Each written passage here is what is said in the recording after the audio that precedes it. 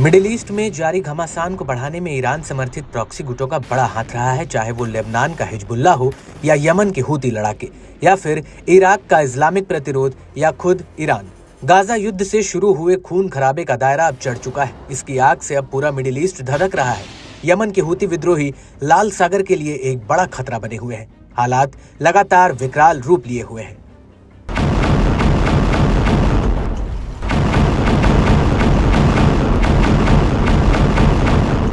एक बार फिर यमन के हूती विद्रोहियों ने इजरायल के खिलाफ हुंकार भरी है। प्रतिरोध के नेता ने सभी मुस्लिम देशों को एकजुट होकर इजरायल के खिलाफ जिहाद में शामिल होने का आह्वान किया है।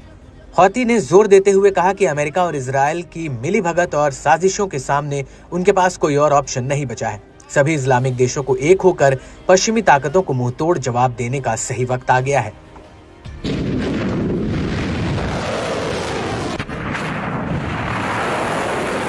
अब्दुल मलिक अल हौती ने इस्लामिक देशों को एकजुट करने की अपनी कोशिश के दौरान कहा, अगर अरब और मुसलमानों ने जिहाद के लिए कुरान और आस्था के पहलू को अपनाया होता तो वो फिलिस्तीन और पूरे इलाके को इजरायल के खिलाफ सुरक्षित रख सकते थे। लोगों को डर से आजाद करने और चुनौतियों का सामना करने के लिए मुस्लिम देशों की कार्रवाई आवश्यक है। इस दौरान हूती नेता ने साफ किया कि यमन गाजा में प्रतिरोध का समर्थन करने में अपनी स्थिति से पीछे नहीं हटेगा। हूती इजरायली नौवहन या बंदरगाहों की ओर जाने वाले जहाजों को रोकने के लिए समुद्र में अपने अभियान जारी रखेगा। इसके अलावा हूती नेता ने अरब और मुस्लिम नेताओं पर अपना गुस्सा भी जाहिर किया। अल हौती ने गाजा के समर्थन में खोखली अपीलों के साथ खोखले शिखर सम्मेलनों और बयानों को बेकार और दिखावटी बताया। उन्होंने कहा कि वॉशिंगटन और तेल अवीव पूरे इलाके को अपने कब्जे में करने पर तुले हैं। मुस्लिम देशों को गाजा और लेबनान और अन्य जगहों पर प्रतिरोध का समर्थन करना चाहिए। फिलिस्तीन, लेबनान, सीरिया, जॉर्डन और मिस्र में पिछले दशकों में इजरायल ने बड़े अपराध किए हैं, जिन्हें अमेरिका से बखूबी समर्थन मिलता रहा है। इसके लिए अमेरिका की मिलीभगत के लिए जवाबदेह ठहराया जाना चाहिए। साथ ही ब्रिटेन और फ्रांस ने भी फिलिस्तीन पर इजरायलियों को बसने में मदद की है।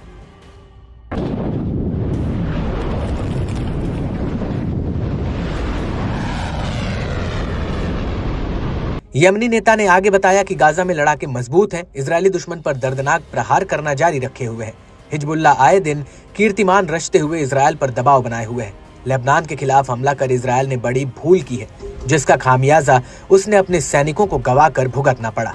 मुस्लिम देशों को फिलिस्तीन, लेबनान, इराक और यमन में लड़ाकों का समर्थन करके सही रास्ता अपनाना चाहिए।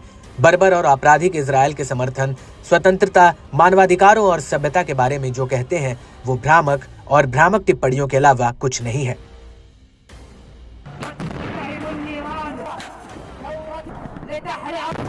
हूती नेता ने अमेरिकियों, ब्रिटिश और फ्रांसीसी और जर्मनों के खूनी इतिहास की ओर इशारा करते हुए कहा कि उनके आपराधिक रिकॉर्ड में बेहद क्रूर तरीकों से लाखों लोगों की हत्या शामिल है। गाजा में युद्ध विराम प्रस्ताव के खिलाफ सुरक्षा परिषद में अमेरिका का वीटो अरबों और मुसलमानों को लेकर अमेरिका के आक्रामक और आपराधिक नजरिए को दिखाता है। इसके अलावा हूती नेता ने यमन के सभी लोगों से सड़कों पर उतरने और फिलिस्तीन और लेबनान के साथ एकजुटता दिखाने के लिए विशाल रैलियों में भाग लेने का भी आह्वान किया।